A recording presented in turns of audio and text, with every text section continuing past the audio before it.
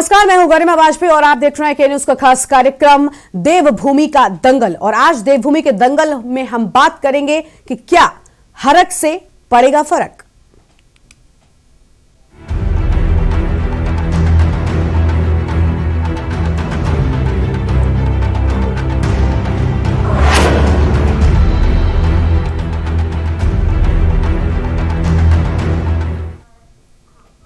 जी हां, चुनाव से पहले कांग्रेस हो या फिर भाजपा, सत्ता के सिंहासन को हर हाल में पाने को बेताब कोई भी राजनीतिक दल कोई भी गलती नहीं करना चाहता है। लेकिन हमेशा की तरह इस बार भी टिकट लेने के लिए दौड़ जारी है। टिकट बंटवारे को लेकर पार्टियों में मारामारी मची हुई है, तो वहीं सत्ता संग्राम में बगावत की गूंज भी उठ रही है। जहां एक और टिकट बंटवारे में पहले ही कांग्रेस ने अपने दिग्गज नेताओं को बाहर का रास्ता दिखा दिया, तो वहीं दूसरी पैटर्न पर बीजेपी ने भी सियासत का लंबा सफर तय करने वाले हरक सिंह रावत को 6 सालों के लिए पार्टी से बाहर का रास्ता दिखा दिया है।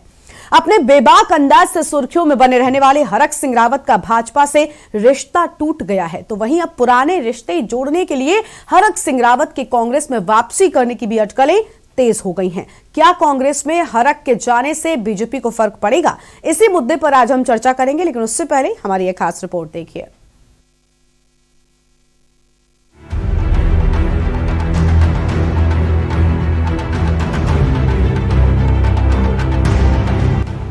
विधानसभा चुनाव की तारीख का ऐलान होते ही सभी राजनीतिक पार्टियों में टिकट के लिए मंथन शुरू होने के साथ साथ ही बागी नेताओं के रवैये की टेंशन भी पैदा हुई।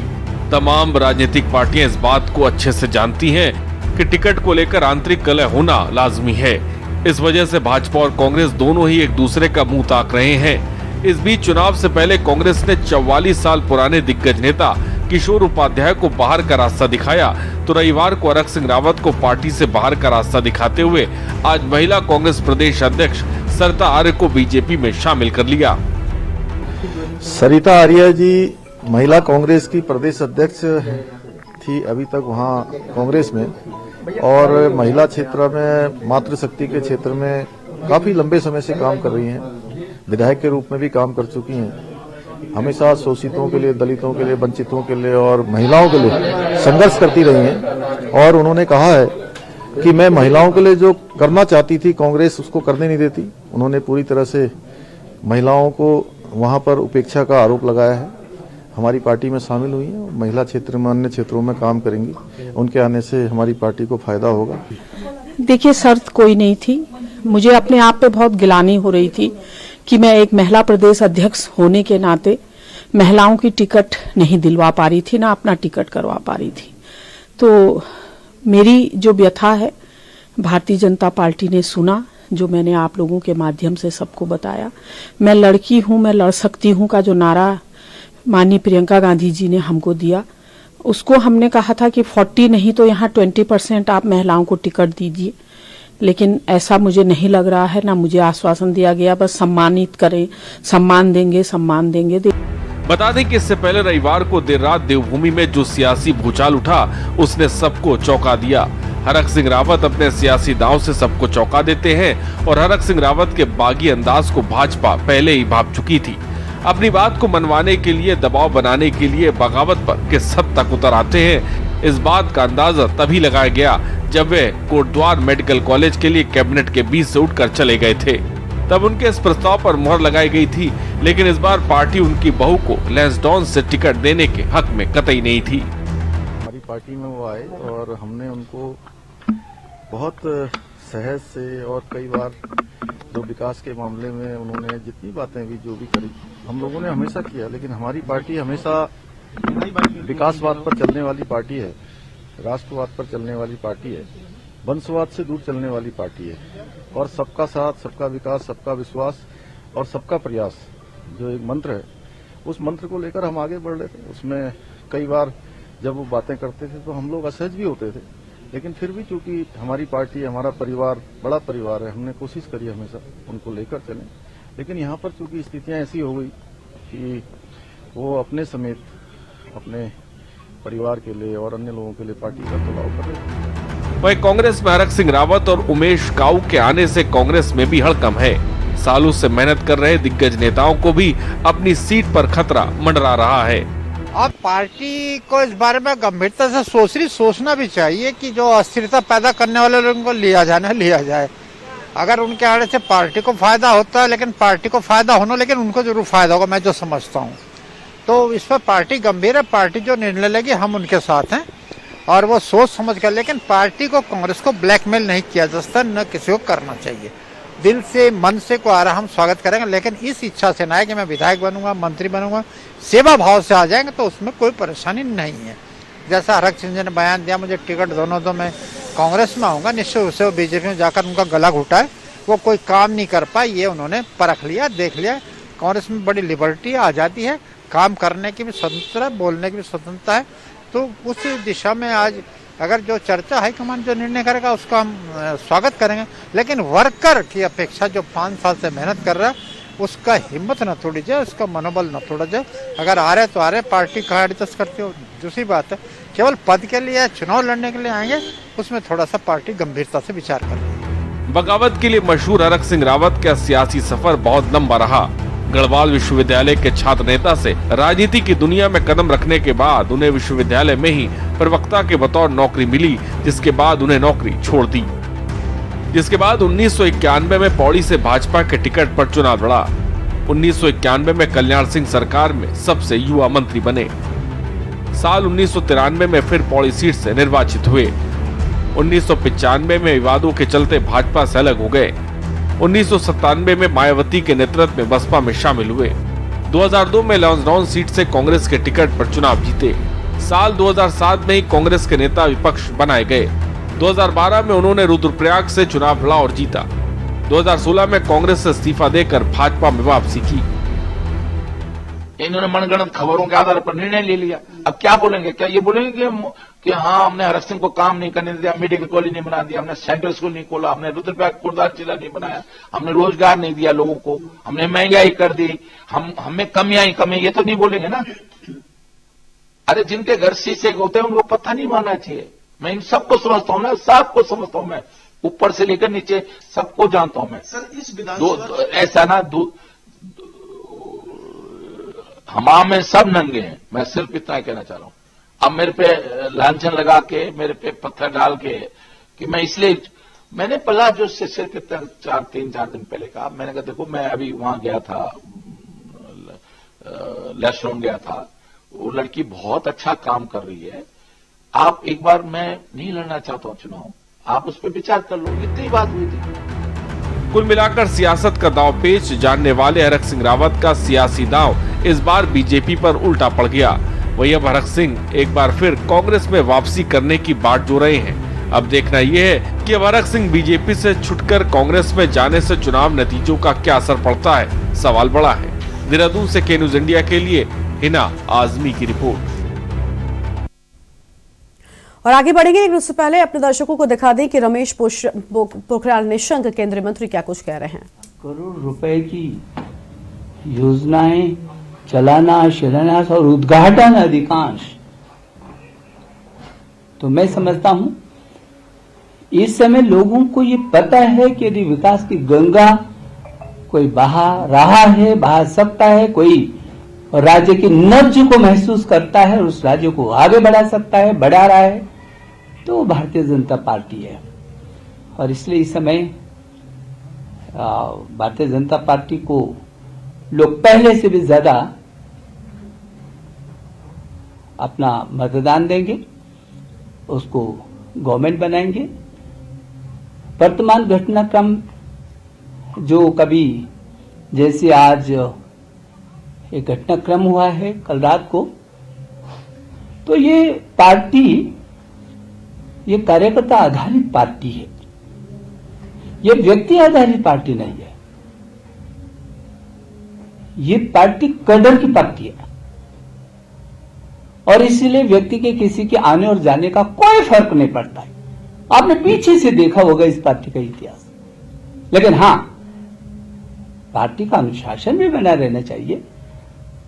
और पार्टी यदि पूरे देश में नहीं, इतने कम समय में कोई पार्टी अंतरराष्ट्रीय ख्याति प्राप्त करती हो, अंतरराष्ट्रीय पूरी दुनिया की सबसे बड़ी पार्टी का गौरव हासिल करती हो, तो उस पार्टी का अपना विजन के साथ मिशन और मिशन के साथ अनुशासन भी रहता ही रहता है। और इसलिए ये कार्यकर्ता आज गांव गांव में है भारतीय जनता पार्टी का, घर घर के अंदर है, गली गली में है। यदि सबसे ज्यादा पहुंच किसी की है व्यक्ति व्यक्ति तक, घर घर तक, गांव गांव तक, शहर शहर तक, गली गली तक, तो वो भारतीय जनता पार्टी है। हम उन कार्यकर्ताओं के बल पर 60 पार करेंगे इस समय। तो रमेश पोखरियाल निशंक को आपने सुना, जहां पर उन्होंने साफ कहा कि पार्टी में कौन आता है कौन नहीं आता इससे कोई फर्क नहीं पड़ता है, और भी कई बड़ी बातें उन्होंने कही हैं। अब वापस अपने रिपोर्ट पर आते हैं। आपने देखा कि किस तरह से हरक सिंह रावत का सियासी दांव इस बार उन पर ही उल्टा पड़ गया है, और आज इसी पर चर्चा करेंगे कि हरक से पड़ेगा फर्क। हमारे साथ सभी मेहमान जुड़ चुके हैं। सबसे पहले उनका स्वागत करते हैं। हमारे साथ में भाजपा प्रवक्ता हनी पाठक हैं, आम आदमी पार्टी से प्रदेश प्रवक्ता उमा सिसोदिया जी हमारे साथ में हैं, और यूकेडी के वरिष्ठ नेता पीसी थपलियाल जी हमारे साथ में हैं, और वरिष्ठ पत्रकार नरेंद्र सीठी जी हमारे साथ में जुड़े हैं। आप सभी मेहमानों का बहुत बहुत शुक्रिया हमारे साथ जुड़ने के लिए। सबसे पहला सवाल भाजपा प्रवक्ता हनी पाठक जी से है। आज का जो मुद्दा है हमारा वो भी वही, और पहला सवाल भी आपसे यही कि क्या हरक से पड़ेगा फर्क? अगर देखिए हरक जी से फर्क पड़ रहा होता तो हम लोग उनका निष्कासन करे ही नहीं होते। पहली चीज, कई दिनों से इनकी जो बयानबाजी चल रही थी ना, इसको लेके भारतीय जनता पार्टी, सबसे बड़ी चीज है कि एक संगठित पार्टी है और इसमें अनुशासन को प्राथमिकता दी जाती है। अनुशासन में रहना सिखाया जाता है। संगठन की दृष्टि से अगर देखा जाए तो संगठन में संगठन वाली बातें की जाए तो ही शोभा देती है, और भाजपा ज्यादातर यही देख रही थी कि इनका संगठन के प्रति रवैया कुछ अलग होता जा रहा था और संगठित वाली बातें ये नहीं कर रहे थे। जो बयानबाजी चल रही थी वो बयानबाजी को लेकर इनको काफी दिनों से संगठन के द्वारा समझाया भी जा रहा था। कभी प्रदेश अध्यक्ष जी समझा रहे थे, कभी माननीय मुख्यमंत्री जी ने भी इनको समझाया था, लेकिन जब संगठन से पानी जब कहा जाता है सिर से ऊपर चला जाता है तो टीचर को भी कोई ना कोई कड़ा रवैया अपनाना पड़ता है। जब हम लोग भी कोई शैतानी बचपन में किया करते थे तो डांट भी खाते थे, मार भी पड़ी जाती थी। तो इस तरीके से कभी डांट से जब फर्क नहीं पड़ा तो फिर एक ऐसा कड़ा रवैया अपनाना पड़ा जिससे इनको ही फर्क शायद पड़ जाए।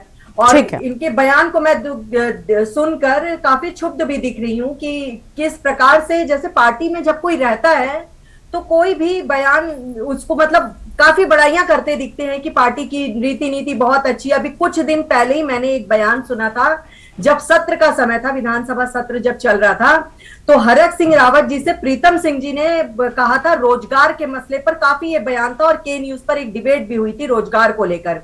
उसी सत्र के दौरान एक डिबेट चली थी जिसमें रोजगार को लेकर, आंकड़े को लेकर, इन दोनों की बहस को लेकर डिबेट चली थी के न्यूज पे। उसमें हरक सिंह रावत जी ने बहुत बड़ा बजट का और रोजगार के आंकड़े दिखाए थे प्रीतम सिंह जी को।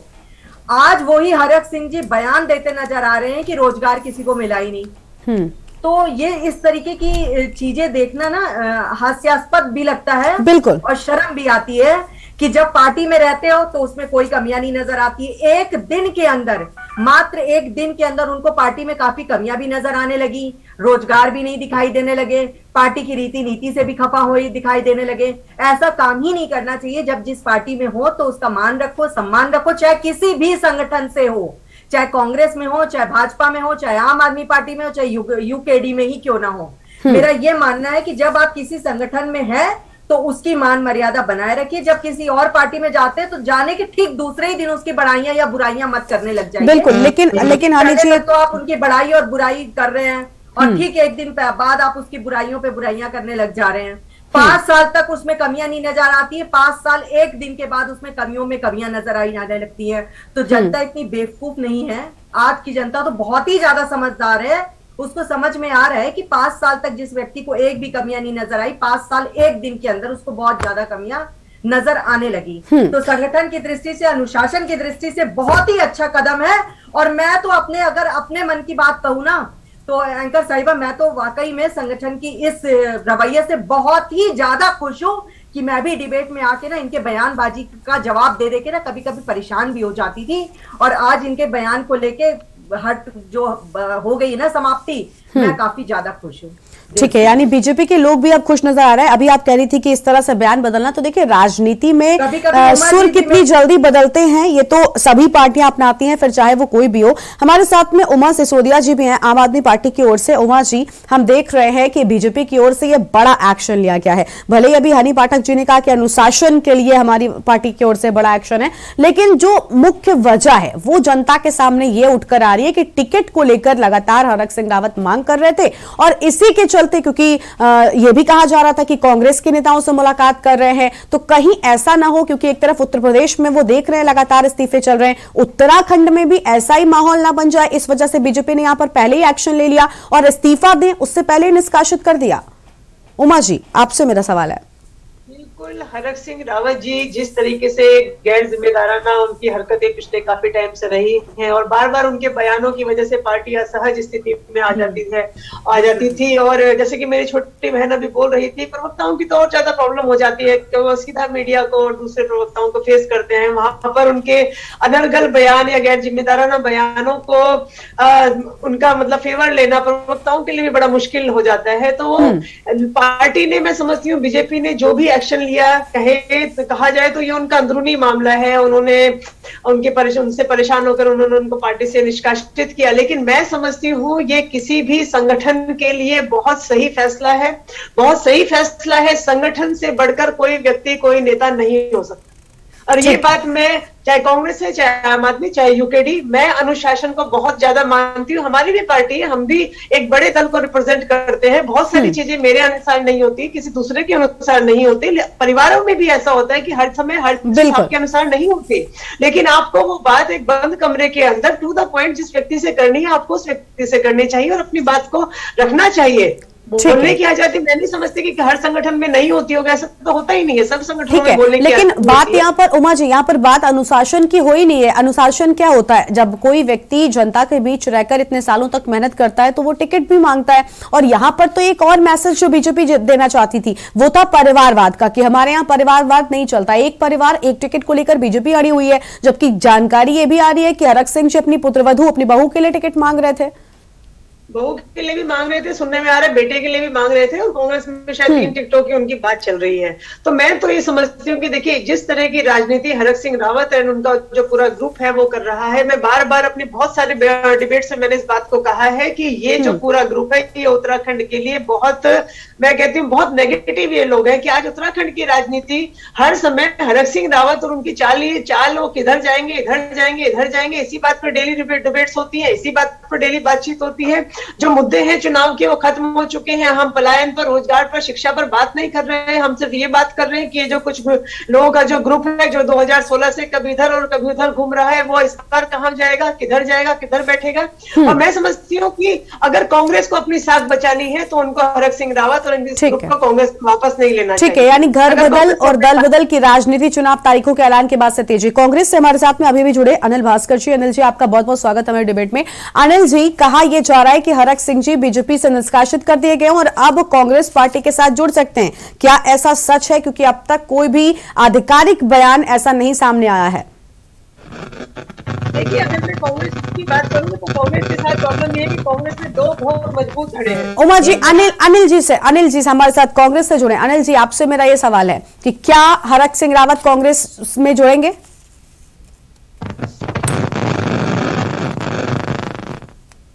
अनिल जी, आपकी आवाज हम तक नहीं पहुंच रही है। तो अनिल जी की आवाज हम तक नहीं पहुंच पा रही है। हमारे साथ में पीसी थपलियाल जी भी बने हुए हैं, यूकेडी से वरिष्ठ नेता हैं। थपलियाल जी, लगातार हम देख रहे हैं कि अभी अभी जैसे उमा जी ने भी कहा कि कुछ नेताओं के ऊपर ही डिबेट चलती रहती है क्योंकि सुर्खियों में बने रहते हैं हरक सिंह रावत, उसमें कोई दो राय नहीं है। अभी कुछ दिन पहले ही खबर आई थी जब अपनी कैबिनेट से इस्तीफा देने तक की बात करते थे। हालांकि सुबह तक सब ठीक हो गया और जमकर पुष्कर धामी की खूब तारीफ भी करते हैं और अब आखिरकार पुष्कर सिंह धामी ही उनके निष्कासन की घोषणा कर देते हैं। तो क्या लगता है कि किस तरह से उत्तराखंड में राजनीति हो रही है और हरक के जाने से क्या इस चुनाव में बीजेपी को फर्क पड़ने वाला है?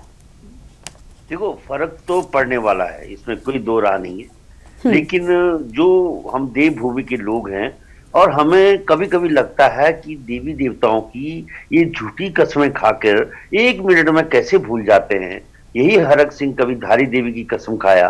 अभी अभी हाल में ही इसने बड़ा प्रार्थना की धामी के लिए कि पुष्कर धामी फिर से सत्तासीन हो और अब मेरा छोटा भाई है। और अब हाल में ही मैं हरीश रावत जी की बात करता हूं। हरीश रावत जी लैंसडाउन विधानसभा में गए, वहां तमाम जो उम्मीदवार दावेदार हैं उनके इकट्ठा किया, उनसे कस्में खवाई कि हम जिस पर स्थानीय उम्मीदवार को हम टिकट देंगे और जिस किसी को भी मिलेगी हम उसके लिए काम करेंगे। लेकिन वो हरीश रावत जी अपनी कस्में भूलकर अब आप देखोगे कि ये गुसाई जी की जिस बहू है ये 100% वहां से लड़ेगी। जो लोग वहां पे 1 साल से मेहनत कर रहे थे, रघुवीर बिष्ट जी जो जनरल टीपीएस रावत जैसे व्यक्तित्व के वो रहे हैं शिष्य, और वो व्यक्ति किस तरह का आज करा रहा है, उसकी आत्मा आज क्या बोल रही है। हम खुद उसके पास गए थे आज कि देखिए ऐसे जो योग्य लोगों को किस तरह से किनारे किया जाता है। और मैं हरक सिंह को आज से नहीं, हरक सिंह ने जब 1995 में भारतीय जनता पार्टी छोड़ी थी तो हमारे साथ आए थे। इन्होंने जनता संघर्ष मोर्चा बनाया था पौड़ी में और जनता संघर्ष मोर्चा के खुद अध्यक्ष बने, और मैं और जनरल बहुगुणा इनके साथ हमने प्रवक्ता के रूप में, जनरल बहुगुणा ने उपाध्यक्ष के रूप में इनका साथ दिया था। लेकिन इन्होंने मिनट में ही पाला बदलकर 1 महीने के अंदर और जनता दल की टिकट पे लड़ पड़े। लोगों को नहीं मालूम है अभी कि अभी आपने भी जो दिया है उसमें जनता दल नहीं आया। इस व्यक्ति ने जनता दल की टिकट पे भी चुनाव लड़ा और उसके बाद जंप बसपा में मायावती से क्या नहीं करा। मायावती का अब स्टार नेता था।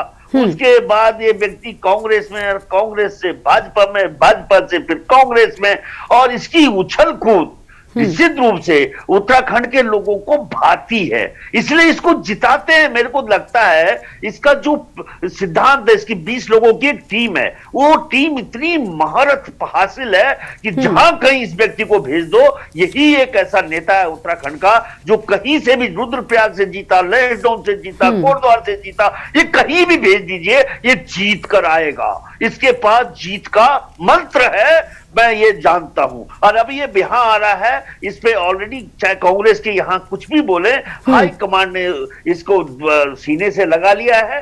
5 टिकटें ये मांग रहा है, 5 टिकटों की होल्ड डाउन कर दिया है कि भाई hold down it till the time final decision is taken. तो कहने का मतलब ये है कि हम विवश हैं इस राज्य की इस राजनीति को देखने के लिए।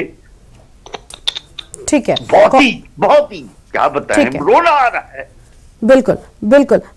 थपलियाल जी आपके पास वापस आएंगे। हमारे साथ में कांग्रेस से प्रवक्ता अनिल भास्कर जी एक बार फिर से जुड़ चुके हैं।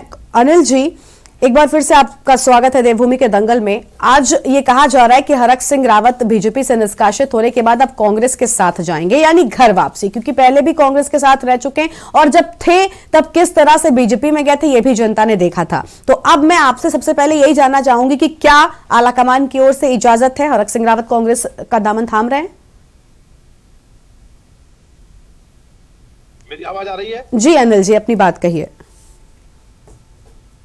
हाँ, मैं आप सबके दर्शकों को, आपके दर्शकों को पहले प्रणाम करता हूँ, नमस्कार करता हूँ।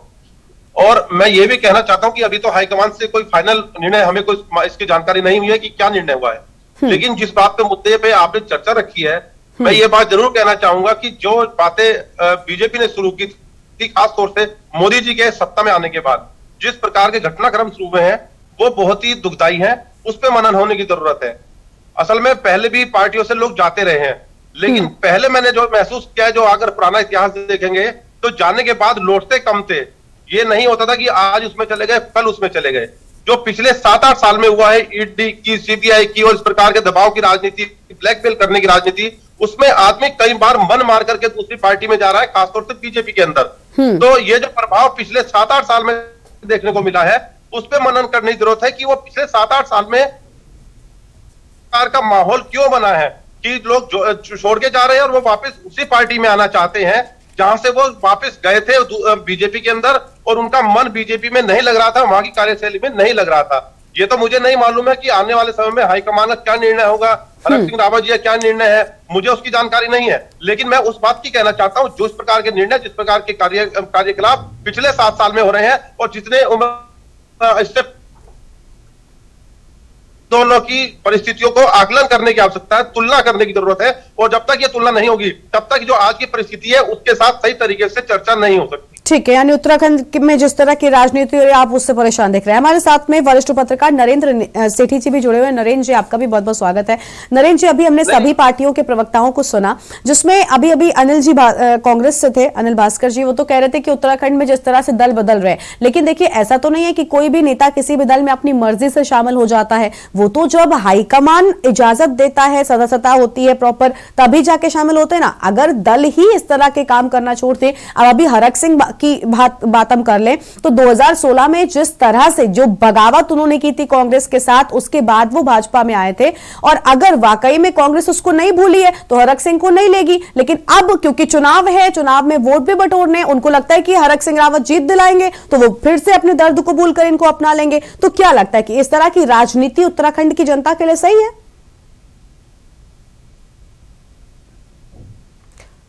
नरेंद्र जी, आपकी आवाज हम तक नहीं पहुंच रही है, आप अपना फोन अनम्यूट कीजिए पहले। आपने मुझसे पूछा है? नरेंद्र जी से मेरा सवाल है, नरेंद्र सेठी जी से।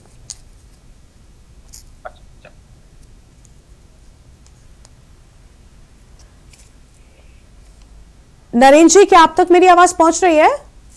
जी, लेकिन आपकी आवाज हम तक नहीं आ रही है। तो नरेंद्र जी की आवाज हम तक नहीं पहुंच रही है। मैं और कुछ बोलूं? हम वापस लौटेंगे तो देवभूमि के दंगल में आप देख रहे हैं कि क्या हरक से पड़ेगा फर्क। एक छोटे से ब्रेक के लिए आप रुकते हैं, कहीं मत जाइएगा, चल लौटेंगे।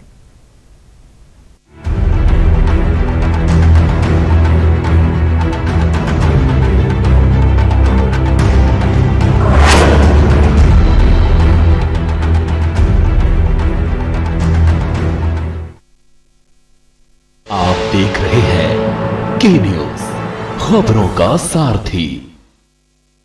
जुबान के लिए उड़ चला गैरों की जमीन पर, खुशबू अपने पन की ढूंढता। दूर कितना भी जाओ, इस जुबान से दूर ना जा पाओगे। जुमर बोलो, जुबान केसरी।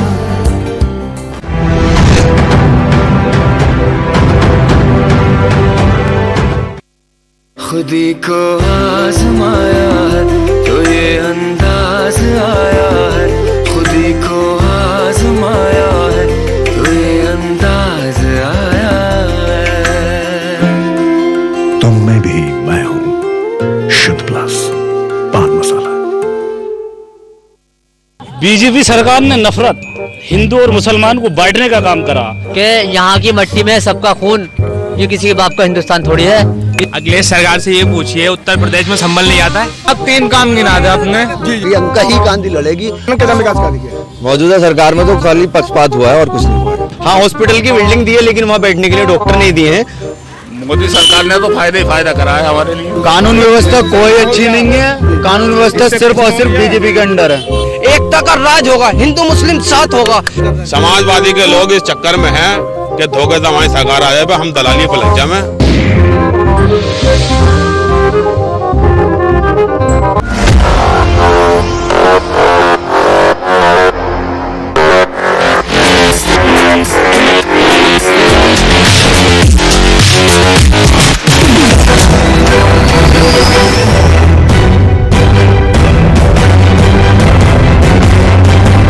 नमस्कार, अभिवादन आपका। मैं दुर्गेंद्र चौहान हूं।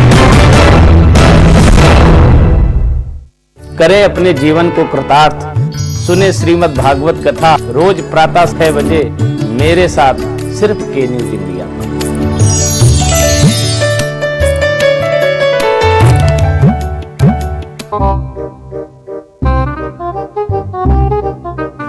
पैदल ही जाना पड़ता है, यहाँ से इतनी रोड खराब है, यहाँ पे वैसे भी कोई वाहन को अच्छे से चल नहीं पाता है। ये देखिए, ये बिटिया भी कहीं, बिटिया कोचिंग जा रही हो क्या? तो ऐसे रोज जाती हो? क्या करें, मजबूरी है। इसके लिए तो सही में साधुवाद होना चाहिए कि जिस तरह से बच्चे यहाँ के पढ़ रहे हैं।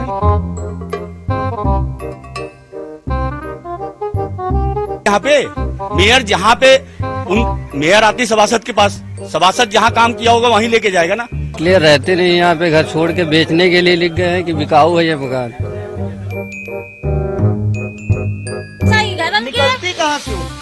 भैया यही बता नरक बचाई थी सत्ता गिर जाते लड़के। कई लोग 10 साल से रह रहे हो, कोई लोग 15 साल से रह रहे हो। इस घर का रास्ता बता दो भाई हमें।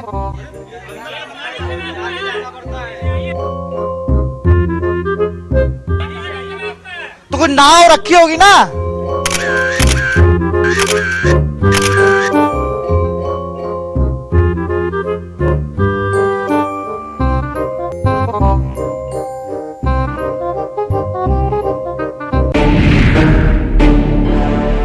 विधायक जी के दावों की क्या है हकीकत? कितनी हकीकत, कितना फसाना? जनता की उम्मीदों पर कितना खरे उतरे विधायक जी? एक एक सीट का हिसाब के न्यूज पर रोजाना दोपहर 2:30 बजे विधायक जी ने क्या किया? करे अपने जीवन को कृतार्थ, सुने श्रीमद् भागवत कथा रोज प्रातः 6 बजे मेरे साथ सिर्फ के न्यूज इंडिया पर।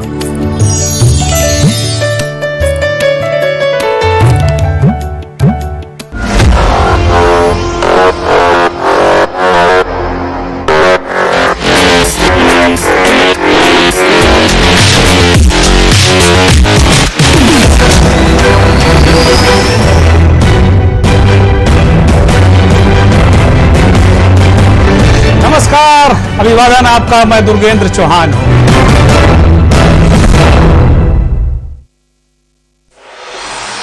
कोर्ट कचहरी के ना लगे चक्कर,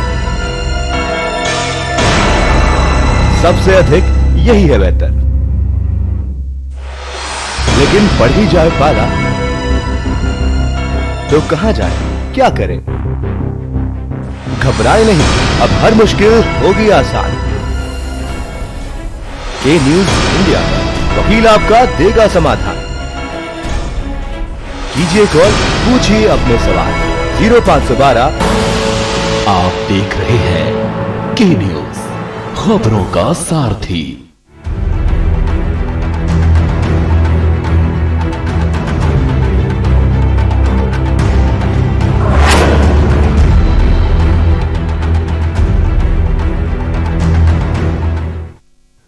तो ब्रेक के बाद देवभूमि के दंगल में आप सभी का स्वागत है। हमारे साथ सभी मेहमान लगातार बने हुए हैं। वापस चलते हैं और आज हम चर्चा कर रहे हैं कि क्या हरक से पड़ेगा फर्क। हमारे साथ में वरिष्ठ पत्रकार नरेंद्र सेठी जी बने हुए हैं लगातार।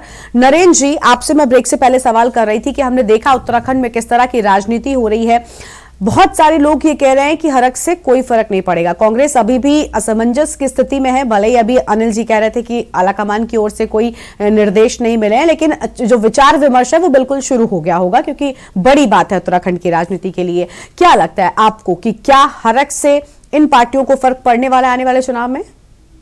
जी गरिमा, देखिए जिस प्रकार का कद है हरक सिंह रावत का, तो फर्क तो बहुत पड़ना चाहिए था, लेकिन जो पिछले कुछ समय से उनका चाल चलन रहा और जो उनकी गतिविधियां रही, तो मुझे लगता है कि इस बार मतदाता काफी सजग हो चुका है। और अभी जैसे हनी पाठक जी ने उनका पूरा वृत्तांत प्रस्तुत किया और प्रकाश थपलियाल जी ने तो उनके डीएनए के बारे में बताया, क्योंकि ये बहुत नजदीक रहे हैं। तो जो हमने दोनों का मिश्रण देखा और उमा सिसोदिया जी ने बताया, तो मैं इन तीनों को ये मानता हूं जैसे एक चिकित्सक का पैनल होता है ना, तीन का, ये बहुत नजदीकी से वॉच करते हैं कि ये पेशेंट है किस तरीके का।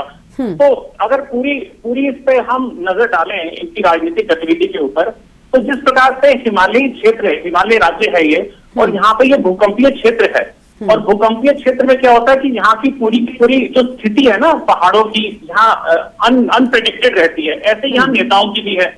उनमें से हरक सिंह रावत भी एक हैं, जिनके बारे में ये नहीं कहा जा सकता कि ये अगर सोमवार को रात को कांग्रेस भवन के किसी कक्ष में सोएंगे तो बीजेपी के कक्ष से मंगलवार को उठेंगे। तो ये एक अनप्रेडिक्टेबल जो नेचर है, तो ये पूरा का पूरा प्रदेश की जो विकास की गति है, विकास का जो रोड है, उसको इतना बाधित करती है ये इस तरीके की प्रवृत्ति कि पूरा प्रदेश असहजता की स्थिति में आ जाता है। मतदाता तो असहज होते ही हैं कि वो किसका चयन करें। और अगर इस समय अगर पूरे वाइडर पर्सपेक्टिव में देखा जाए तो मेरे ख्याल थपलियाल जी मेरी इस बात से सहमत होंगे कि जो कांग्रेस और बीजेपी का इस समय जो मिश्रण चल रहा है फेंटा फेंटी का, तो इसमें ये आप आइडेंटिफाई नहीं कर पाएंगे कि किस समय सरिता आर्या कांग्रेस से बीजेपी में आ गई, किस समय हरक सिंह उधर पलायन कर गए कांग्रेस में भारतीय जनता पार्टी से। और गरिमा सबसे बड़ा जो दुखदाई यहाँ का एक पहलू ये है कि जिन नेताओं को 4.5 साल तक, 4.25 साल तक आंखों पे बिठा के रखा भारतीय जनता पार्टी ने, उन्होंने जिस कदर यहाँ से पलायन करने के बाद धोखा दिया है, तो मैं मानता हूं कि अगर जनता के अंदर थोड़ी भी विवेकशीलता है तो इस बार उनको अपने बैलेट के माध्यम से ये प्रूव करना होगा कि यहाँ पे किस तरीके के नेताओं की आवश्यकता है उत्तराखंड में। क्या वास्तव में इस तरीके की यानी नरेंद्र जी यहाँ पे अवसरवादी राजनीति की आवश्यकता है या ऐसे राजनेताओं की, ऐसे नेताओं की आवश्यकता है जो कि जनता के हितों के लिए सड़कों पर लड़ सकें और जनता के हितों को सदन में पहुंचा सकें। यानी अब अपने जनप्रतिनिधियों को सही तरह से चुनने का पूरा जो हक है वो जनता को ही है और समय भी जनता के लिए ही है। बीजेपी से हमारे साथ में हनी पाठक जी बनी हुई हैं। हनी जी, अभी जब मैंने पहले आपसे सवाल किया तो आपने कहा कि इस तरह से बहुत जल्दी जो राजनीतिक बोल हैं वो नेता अपना लेते हैं। अभी हमारे साथ नरेंद्र जी बता रहे थे कि सरिता आर्या ने आज ही बीजेपी का दामन थामा है, कांग्रेस पार्टी छोड़कर वो गई हैं। तो आप उन नेताओं के बारे में तो आपने बोल दिया, हरक सिंह रावत के बारे में तो आपने बोल दिया कि कितनी जल्दी उनके सुर बदल गए, लेकिन सरिता आर्या जो आज ही कांग्रेस से बीजेपी में आई, जमकर आज बीजेपी की तारीफ कर रही थी जब सदस्यता ले रही थी, तब आपको नहीं लगता कि ये तो राजनीतिक रीति रिवाज हैं, इनको तो हर किसी को अपनाना पड़ता है? देखिए ऐसा है गरिमा जी, मैंने दोनों बात कही थी, आपने शायद ध्यान नहीं दिया मेरी बात का। मैंने ये कहा कि ज्वाइन करने के तुरंत बाद सिर्फ बुराइयां करी, एक दिन हुआ नहीं, और हरक सिंह रावत जी ने रोजगार से लेके हर चीज की बुराई करी। नहीं, सरिता आर्य जी ने तुरंत ये बात, लेट मी कंप्लीट गरिमा जी, सरिता आर्य जी ने ये बात कही है, एक्सेप्ट करी है कि मुझे अगर भाजपा टिकट देगी तो मैं भाजपा में आने को तैयार हूं। लेकिन हरक सिंह रावत जी का एपिसोड पिछले मेरे ख्याल से जब मोदी जी लास्ट केदारनाथ जी आए थे, उन्होंने जब उनको ये बात कही थी कि और हरक जी आपकी हनक कैसी चल रही है, तब से उनकी हनक कुछ ज्यादा ही बढ़ती नजर आ रही थी। और 1 साल लगभग होने को हो रहा है और वो लगातार कुछ ना कुछ बयान दे रहे थे, कभी मंत्री पद से इस्तीफा दे रहे थे, कभी ये बहाना दिखा रहे थे कि मुझे हॉस्पिटल के लिए पैसा नहीं दिया गया, उसके लिए मैं उस डिबेट में भी आई थी और मैंने यही बचाव उनके लिए भी किया था कि उन्होंने जनता के भले के लिए मंत्री पद से इस्तीफा दिया। लेकिन कांग्रेस के प्रवक्ता जो मेरे साथ थे, उन्होंने ये कहा कि 4 साल 4.5 साल में उनको अब याद आई कि ये पैसा हॉस्पिटल में लगाना है। तो आज मैं खुद अपने मुंह से ये बात कह रही हूँ कि 4.5 साल में क्या उनको हॉस्पिटल की याद तब आई थी? सिर्फ ये तो सवाल तो हनी जी मेरा भी सवाल यही था ना, आपने अभी राजनेताओं पर कर दिया, लेकिन बात यहाँ पर राजनेताओं की नहीं है, बात तो सभी जो नेता हैं और साथ ही साथ पार्टी है। हर नेता को टिकट चाहिए, टिकट मिलता नहीं है तो वो किसी भी पार्टी के साथ जाने को तैयार हो जाता है, इसमें चाहे बीजेपी हो या कांग्रेस, पीछे तो कोई भी नहीं है ना। सुनिए गरिमा जी, परिवारवाद की बात हो रही है, वो सिर्फ और सिर्फ अड़े हुए थे कि मेरी बहू को भी टिकट दिया जाए, सुनने में आ रहा था उनके बेटे को भी टिकट दिया जाए। अगर एक ही परिवार से सबको टिकट दिया जाता तो जो रावत जी का एक बयान ये भी वायरल हो रहा था कि मेरा परिवार सिर्फ और सिर्फ भाजपा ही है, मैं जब से हुआ हूं और मैं सिर्फ भाजपा के ही परिवार से जुड़ा हुआ हूं जब से मैंने होश संभाला है। तो क्या ऐसे संगठन से जुड़े हुए लोगों को इग्नोर करके उनकी बहू को टिकट दे दिया जाए? अगर मेरे साथ ऐसा होता तो क्या मुझे अच्छा लगता? एज ए ह्यूमन बीइंग अगर हम लोग ऐसा सोचने लगे तो कैसा होगा? और मैं तो कांग्रेस के प्रवक्ता जो मेरे साथ अनिल भाई साहब जुड़े हैं, उनसे भी यही निवेदन करूंगी कि जैसे भारतीय जनता पार्टी ने एक उदाहरण सेट किया है कि ऐसे लोगों को उठा के संगठन से बाहर कर दिया जो परिवार को टिकट देने के लिए दबाव की राजनीति बना रहे थे, आप भी कृपया करके ऐसे लोगों को मत जोड़िएगा अपने साथ जो कि दबाव की राजनीति बनाने के लिए आपके कार्यकर्ताओं की अनदेखी कराने के लिए तैयार बैठे हो। आज हम जनता के रूप में ऐसे नेता को देखना पसंद करेंगे कि जो कि यंगस्टर्स भी हो, लोगों के दिल में एक अच्छा ह्यूमन भी उनके दिल में वास करता हो। जैसे अगर आम आदमी पार्टी को हटा दिया जाए तो उमा जी, थपलियाल जी, इस तरीके के लोग जो है ना, इस तरीके के लोग अगर नेता के रूप में हम लोगों के सामने आते हैं ना, तो एक अलग सी उत्तराखंड की छवि देखने को नजर आती है, एक अलग ही उत्तराखंड देखने को नजर आता है। तो महिला के रूप में ऐसे लोग अगर सामने आए तो अलग छवि दिखाई देगी। अगर उमा जी हमारे भारतीय जनता पार्टी में होती तो मैं निश्चित ही ये बात कहती कि भारतीय जनता पार्टी में उमा सिसोदिया जैसी लेडी को एक मंत्री पद के रूप में होना चाहिए, जिनका दिल काफी अच्छा भी है और डिबेट में भी अगर ये आती है तो एक मानवता वाली बात रखती है। ठीक है, यानी बेसिकली सबसे ज्यादा जो महत्व रखता है वो है पार्टी। अभी आपकी ओर से बिल्कुल ये साफ कर दिया गया। खैर, उमा जी हमारे साथ में है। उमा जी, अभी हनी जी ने कहा कि अगर उमा जी हमारी पार्टी में होती, क्या लगता है कि अभी उत्तराखंड की राजनीति में हरक सिंह के इस तरह से निष्कासित किए जाने के बाद बड़ी जो है वो हलचल बनी हुई है, क्योंकि हम लगातार देख रहे हैं बीजेपी उत्तर प्रदेश में अगर हम देखें तो कई बड़े झटके झेल चुकी है और नहीं चाहती थी कि राष्ट्रीय राजनीति में बीजेपी कमजोर पड़े और उत्तर प्रदेश जैसी ही हालत उत्तराखंड में भी ना हो जाए, हरक सिंह रावत इस्तीफा दें। क्योंकि आज हरक सिंह रावत का जो बयान सामने आया उसमें वो बहुत दुखी भी दिखाई दिया। ऐसा नहीं कि वो खुश थे, उनको निकाल दिया गया, वो छोड़ने की तैयारी में थे, उनको निकाला गया, उससे वो दुखी, वो भावुक, वो रोने तक लगे हैं टीवी पर कैमरे के सामने, तो आप अंदाजा लगा सकते हैं। और दूसरी बात उन्होंने ये कही कि एक मनगढ़ंत से समाचार को देखकर बीजेपी इतना बड़ा एक्शन लेती है और एक बार कंफर्म तक नहीं करती। तो क्या लगता है कि क्या करना चाहिए था, या फिर इस डर से कि उत्तर प्रदेश जैसी हालत उत्तराखंड में ना हो जाए, इस डर से बीजेपी ने एक्शन ले लिया? देखिए, मैंने पहले भी कहा कि बीजेपी का अपना अंदरूनी मामला है कि उन्होंने हरक सिंह जी की जो जिस तरह की उनकी बयानबाजी थी और जिस तरह से वो बार बार अपनी पार्टी को असहज कर रहे थे, उसको देखते हुए उन्होंने उनको बर्खास्त किया। लेकिन इस बात को मैं बिल्कुल मानती हूँ कि किसी भी पार्टी संगठन में, किसी भी संगठन में, चाहे वो सामाजिक संगठन है, राजनीतिक संगठन है, एक डिसिप्लिन का होना बहुत आवश्यक है और दबाव की राजनीति, परिवारवाद की राजनीति बिल्कुल नहीं होनी चाहिए। बीजेपी ने जो एक्शन लिया इस व्यक्ति के ऊपर बिल्कुल सही था।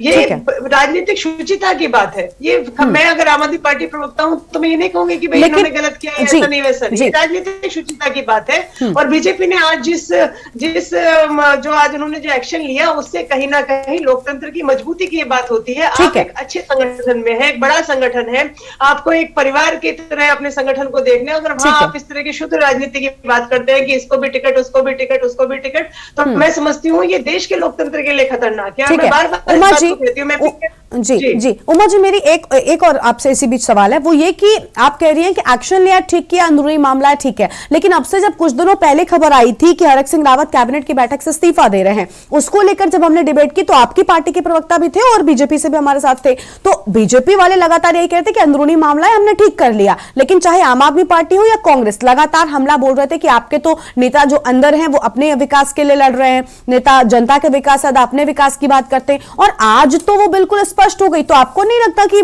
बीजेपी में भी जो नेता है वो अपने विकास की चिंता ज्यादा कर रहे हैं बजाय उत्तराखंड की जनता के विकास के?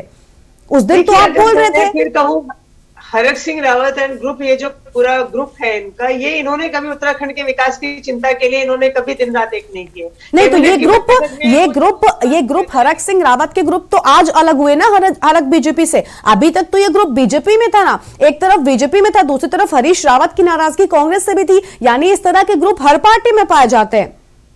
नहीं, हर पार्टी में नहीं, ये एक ग्रुप है जो हर पार्टी में पाया जाता है। इस तरह का ग्रुप हर पार्टी में नहीं है। ये एक ग्रुप है जो कभी इस पार्टी में और कभी उस पार्टी में और कभी उस पार्टी का दरवाजा खटखटाता है। इन लोगों ने आम आदमी पार्टी का भी दरवाजा पिछले 1 साल पहले खटखटाया था, लेकिन जो जमीनी कार्यकर्ता आम आदमी पार्टी के रहे उन्होंने रिपोर्ट बिल्कुल नेगेटिव दी और इनकी कोई एंट्री आम आदमी पार्टी में नहीं हुई। इन्होंने यहाँ पर भी दरवाजे खटखटाए थे क्योंकि हमें मालूम था कि इस तरह के लोग हैं। आम आदमी पार्टी में इस तरह के लोगों का आना मतलब आम आदमी पार्टी का सुसाइड है।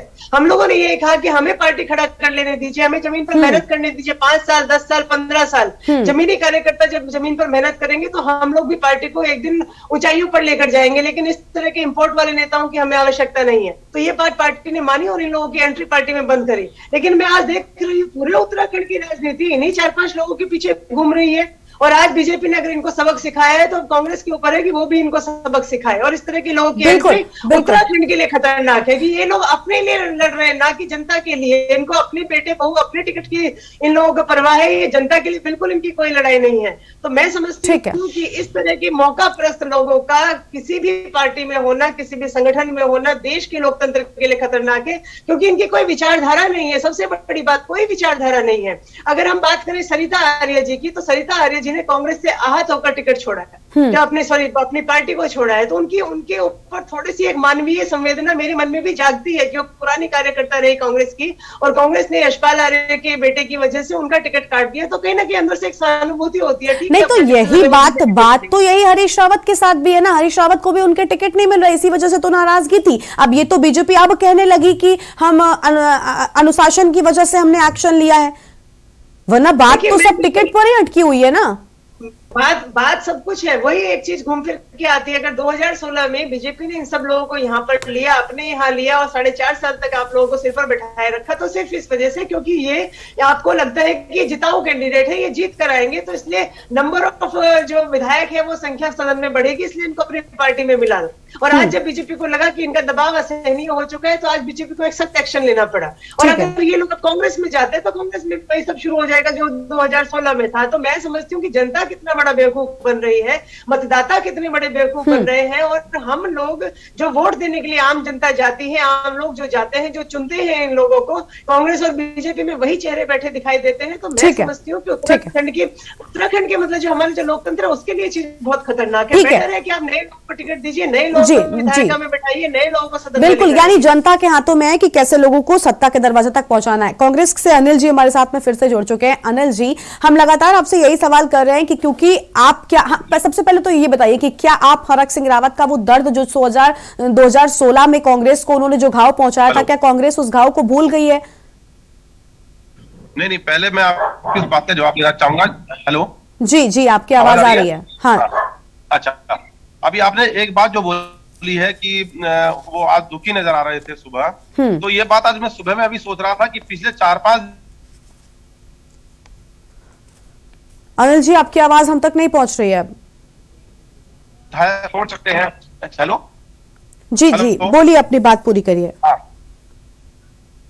तो ये मैं भी क्या सुबह सोच रहा था कि हमारे किसी भी बड़े नेता का या किसी हाईकमान की तरफ से या प्रदेश स्तर के नेता से या किसी भी ऑथेंटिक जगह से हमें इस प्रकार की कोई सूचना नहीं मिल रही थी कि हरीश रावत कांग्रेस के संपर्क में है। लेकिन ये बात मीडिया में फैली हुई, और उस दिन जो कैबिनेट में जो शायद मुझे लगता है कि जो बीजेपी की अंदर राजनीति है उसी ने हरक सिंह रावत को ठिकाना लगाने के लिए एक नया प्रपंच पूरा रचा और उनको ठिकाने लगा दिया। मुझे ऐसा महसूस होता है, क्योंकि हमें भी जो लगता है कि इस प्रकार की कोई घटना पिछले 5-6 दिन में हमें सुनाई में नहीं आई कि हरक सिंह रावत संपर्क। ठीक है, यानी अभी आप क्लियर नहीं है कि कांग्रेस में आ रहे हैं हरक सिंह रावत या फिर नहीं आ रहे हैं। यूकेडी से हमारे साथ में थपलियाल जी लगातार बने हुए। थपलियाल जी, अभी आपने बड़े कॉन्फिडेंस के साथ कहा कि ये आदमी जीतेगा, कहीं से भी खड़ा हो जाए ये आदमी जीतेगा। क्या यही वजह है कि पार्टियां जो है इस तरह के बड़े एक्शन लेने से डरती हैं? एक्शन भले ही बीजेपी ने लिया, लेकिन ऐसे वक्त पर लिया है जब वो वाकई टिकट की ज्यादा मांग कर रहे थे। तो क्या लगता है कि अब जब नहीं सहन हो रही, गले के नीचे हड्डी नहीं उतर रही, उस समय पर आप एक्शन ले रहे हो? अब से कुछ दिनों पहले तक जब कैबिनेट की बैठक में वो इस्तीफा देने को तैयार होते तब तो कोई एक्शन नहीं लेगा, तब तो बीजेपी के नेता आकर कह रहे थे हमारा अंदरूनी मामला है, हमने समझा लिया। वो तो जनता के विकास के लिए लड़ रहे थे कि अगर मेडिकल कॉलेज बनेगा तो वहां पर बच्चे पढ़ेंगे, तब तो बीजेपी सपोर्ट में खड़ी हो जाती है। और अब जब गले के नीचे हड्डी नहीं उतर रही है तब उनको निष्कासित कर दिया। लेकिन जब मैं इनके अंदर खाने बात किया था भारतीय जनता पार्टी वालों के साथ, तो उन्होंने मेरे को बताया कि थपलियाल जी, इसके जितने भी भ्रष्टाचार है उनकी हमने पोटली बना दी है, अगर ये कांग्रेस में जाता है तो उस पोटली को हम खोल देंगे और ये सीधा जेल में जाएगा। क्योंकि मैंने देखा कि जब इसने कांग्रेस छोड़ी थी तो उस समय जो उपनल में किया था इन्होंने, जो उपनल एक सैनिकों के लिए बना था, इसने पूरा उसको खत्म करके खुद सैनिक कल्याण मंत्री बनकर और उस कांग्रेस में, और पूरा इसका जो खजाना था उपनल एक अकेले में एक ऐसा निगम था जो प्रॉफिट में जा रहा था हम पूर्व सैनिकों का, और उसको उस थाली पे इसने हाथ पंजा मारा और कई युवाओं को इसने इंप्लॉय करके आज रुद्रप्रयाग के जितने ऑपरेटिंग स्टेशन है, सब स्टेशन, चाहे पंप हाउस हो, बिजली घर हो, सब जगह इसने आदमी लगा रखे हैं। उसके बाद आया ये भाजपा में, और भाजपा में मिला इसको शर्म। अब शर्म में उसने छापा मारा, हमें तो तब पता लगा कि भाई शर्म में इतना अरबों रुपया गजब। नहीं तो अभी तक हमको ये रहता था कि किसी मंत्री को श्रम विभाग मिल जाता था तो हम सोचते थे बेचारा उसके पास कुछ नहीं।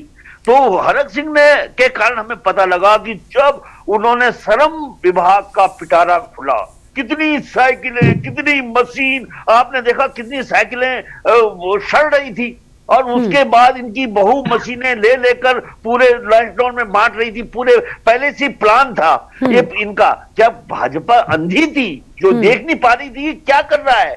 क्या भाजपा इनके भ्रष्टाचार को क्यों ढकती रही? इसलिए कहा मैंने कि ये सूरवीर है। और वैसे भी इस देश की जो राजनीति है वो क्रिकेट मैच बन गई है। एक क्रिकेट मैच में पहले तो राष्ट्रीय लेवल से खेलते थे, अब ये लोग आईपीएल से खेल करने लग गए हैं। किसी भी जगह से मैच होगा, सरिता आर्या वहां से मैच खेलेगी, ये यहां से मैच खेलेगा, आईपीएल मैच है। और जनता जो वोट दे रही है, हम लोग खत्म हो चुके हैं, हम वोट इंस्ट्रूमेंटल बन चुके हैं, हम इन गैंगी राजनीति का इनका हिस्सा बन गए हैं। इसलिए जो हरक सिंह रावत है, ये हरक सिंह रावत ने सबसे बड़ा जननेता है पहाड़ का। इसने जगह जगह अपने लोग पाले हुए हैं, इतना धन कमा लिया है कि अभी आप कल देखना कि कितनी टिकटें इनको मिलेंगी और किस तरह से कांग्रेस इनको हाथों हाथ उठाएगी। क्योंकि केंद्र नोटबंदी के कारण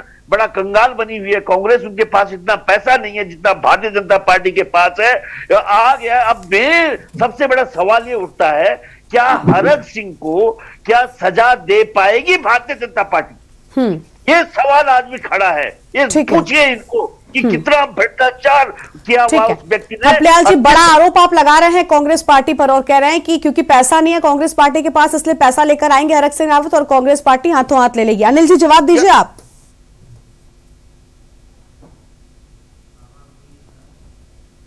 तो अनिल जी की आवाज हम तक नहीं पहुंच पा रही। हमारे साथ में वरिष्ठ पत्रकार नरेंद्र सेठी जी लगातार बने हुए हैं। सेठी जी, आपने सुना किस तरह से सभी पार्टियां कह रही हैं कि अब मतलब जैसे ही एक्शन लिया गया सुर सभी पार्टियों। जी नरेंद्र जी हमारे साथ में। जी नरेंद्र जी, हम देख रहे हैं कि सभी पार्टियों के जो राजनीतिक सुर हैं वो बड़ी जल्दी बदल गए। हालांकि कांग्रेस की ओर से अभी तक कुछ स्पष्ट नहीं किया गया है कि वाकई में हरक सिंह को हाथों हाथ लेने वाली है या फिर नहीं लेने वाली है। लेकिन जिस तरह से थपलियाल जी दावा कर रहे हैं कि पैसा यानी बड़ा हमला, वो कांग्रेस पर भी बोल रहे हैं। लेकिन क्या लगता है नरेंद्र जी आपको, क्योंकि जब हरक सिंह रावत की अगर राजनीति की बात करें तो 2016 में जिस तरह से उन्होंने कांग्रेस के साथ किया था, वहां पर राष्ट्रपति शासन तक लगने की बात सामने आ गई थी, हरीश रावत की सरकार तक को गिरा दिया गया था। हालांकि फिर से वापस आई, लेकिन क्या इतना बड़ा घाव भुला पाएगी कांग्रेस? क्योंकि हरीश रावत को भी आज हमने एक जगह पर सुना जहां पर वो बातचीत में कह रहे थे कि इस तरह के नेताओं को अगर वापस लाया था तो मैं उसके समर्थन में नहीं हूं। यानी पहले ही कांग्रेस टूटी हुई है, गुटों के बीच में थोड़ा चल रहा है, और अब अगर हरक सिंह रावत भी कांग्रेस में जाते हैं तो अंदर खाने में कहीं ना कहीं और कमजोर हो जाएगी, और ज्यादा फूटन पड़ जाएगी कांग्रेस में। जी गरिमा, देखिए जो धन बल की राजनीति है यहाँ पे उत्तराखंड में, उससे ना तो कांग्रेस अछूती है ना भारतीय जनता पार्टी अछूती है। जब 2016 में हरीश रावत का साथ छोड़कर ये 10 कांग्रेस के विधायक भारतीय जनता पार्टी में गए थे, और मुझे तो ऐसा लगता है कि जिस बस में बैठकर ये हरक सिंह रावत गए थे राजभवन तक अपना समर्थन जताने भारतीय जनता पार्टी के साथ, शायद उसी बस में बैठकर ये वापस लौट आए। और ये अलग बात है कि इनके साथ बाकी के यात्री अभी आने बाकी हैं। और मैंने बहुत पहले भी, आज से 6 महीने पहले भी कहा था, हनी पाटिल जी को भी पता होगा कि मैंने कि ये सब के सब जितने हैं कांग्रेसी गोत्र के जितने मंत्री हैं, विधायक हैं, ये एक एक करके सब लौटेंगे, और ये सामने आपके नजर आ रहा है, ये वापस लौटेंगे।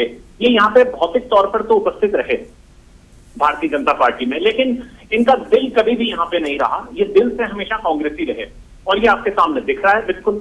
यशपाल आर्या हो, उनके पुत्र हो, हरक सिंह हो, या धीरे धीरे करके जो कतार में लगे हैं जाने के लिए, वो कर रहे हैं। और कहते हैं कि जो करनी भरनी है, जो पाप और पुण्य से यही मिलते हैं। जो भारतीय जनता पार्टी में अपनी जिस भी जोड़ तोड़ की राजनीति से कांग्रेस के साथ 2016 में किया था, आज इसके सामने आ रहा है।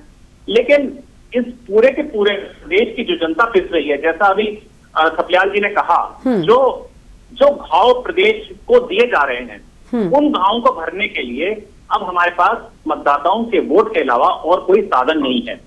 बिल्कुल, यानी सत्ता के सुख के लिए पार्टियां उन बड़े बड़े घावों तक को भुला देती हैं, इसमें कोई दो राय नहीं है। एक आखिरी सवाल मेरा आपसे नरेंद्र जी, वो ये कि क्या उत्तराखंड की जनता जो है वो इस बार जागरूक होकर वोट करने वाली है? क्योंकि हम लगातार देख रहे हैं अगर, और एक और बड़ी बात वो ये कि अगर कांग्रेस नहीं अपनाती है हरक सिंह रावत को तो हरक सिंह रावत क्या करेंगे? यानी एक लंबा राजनीतिक करियर रहा है और अगर बीजेपी से निष्कासन 6 सालों के लिए कांग्रेस नहीं लेती है, सपोज मान लेते हैं अगर वो अपने घावों को नहीं भुला पाई है, तो हरक सिंह रावत के राजनीतिक करियर पर कितना बड़ा असर पड़ेगा? गरिमा, कभी आप उत्तराखंड के मौसम के बारे में स्टडी कीजिए तो आपको पता चलेगा कि यहाँ पे ये नहीं बता सकते कि 5 मिनट बाद बारिश होगी या धूप निकल आएगी। तो इसी तरीके की प्रवृत्ति हरक सिंह रावत की है। आप ये नहीं बता सकते कि वो कल की डेट में आम आदमी पार्टी ज्वाइन करेंगे या कांग्रेस करेंगे या अपनी पार्टी बना देंगे या निर्दलीय लड़ेंगे। तो ये पूरा का पूरा, क्योंकि जो सत्ता पहले जो मायने थे, जो अर्थ थे, जो इसकी परिभाषा थी सत्ता में आने की, वो जनसेवा की थी। आज जो है सेवा है, अपनी सेवा करने के लिए सत्ता में टिकट मिलने की हो गई है, यानी परिभाषा जो है वो राजनीति में आने की अब बदल चुकी है। ठीक है, बहुत बहुत शुक्रिया आप सभी मेहमानों का हमारे साथ आने के लिए और आज की इस बड़ी चर्चा में। उमा जी माफ कीजिएगा, आज समय थोड़ा कम है, अगली बार जब जुड़ेंगे तब आपसे आपकी राय जरूर जानेंगे। तो देवभूमि के दंगल में आज हम बात कर रहे थे कि क्या हरक से पड़ेगा फर्क, क्योंकि हरक सिंह रावत का जिस तरह से निष्कासन 6 सालों के लिए बीजेपी की ओर से कर दिया गया है, वो कितना बड़ा फर्क डालेगा ये तो आने वाले चुनाव के बाद ही साफ हो जाएगा। तो देवभूमि के दंगल में आज बस इतना ही। तमाम बड़ी खबरों के लिए आप देखते रहिए के न्यूज इंडिया। नमस्कार।